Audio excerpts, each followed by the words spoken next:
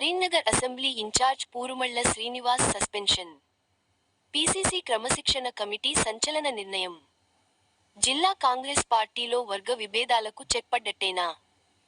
పూరుమళ్ల శ్రీనివాస్ విషయంలో పీసీసీ క్రమశిక్షణ కమిటీ తీసుకున్న నిర్ణయంతో ఆయన చుట్టూ బిగిస్తున్న ఉచ్చు చుట్టుకునేలా చేసినట్లు స్పష్టమవుతుంది. ఇప్పటికే పలుమార్లు షోకేస్ నోటీసులు అందుకున్నట్లు స్పష్టమవుతుంది. కమిటీ మాత్రం ఆయన విషయంలో కఠిన నిర్ణయం తీసుకోవడం గమనార్హం. జిల్లాలో నెలకొన్న పరిణామాల విషయంలో బహిరంగంగా మాట్లాడిన శ్రీనివాస్కు వెన్నుదన్నుగా నిలుస్తారన్న వారు కూడా అండగా నిల్వలేదన్న ఆవేదన ఆయన అనుచరులు వ్యక్తం అవుతుంది.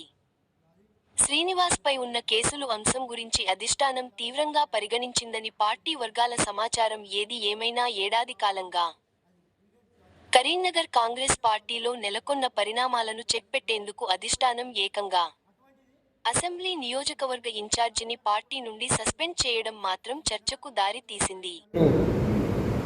నిన్న మొన్న జరిగిన దుస్సంఘటన గతంలో కూడా ఆయన మహేష్ కుమార్ గౌడ్కు పూరుమళ్ల శ్రీనివాస్ చెప్పడం చాలా అది దానికి తీవ్రంగా ఖండిస్తున్నాం. దీన్ని ఏఐసీసీ లెవెల్ దాకా తీసుకుపోయి ఆయనను సస్పెండ్ చేసి దాకా విడిచిపెట్టాం.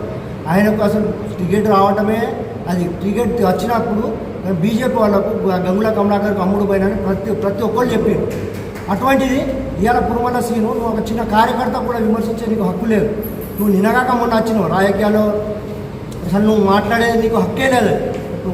పెద్ద పెద్ద నాయకులకు పేరు పెట్టుకొని పరోక్షంగా చెప్పడం, ప్రత్యక్షంగా చెప్పడం ఇది నీకు తగు కాదు. దీని చర్య కొరకు మేము నటరాజన్ దాకా తీసుకెళ్తాం.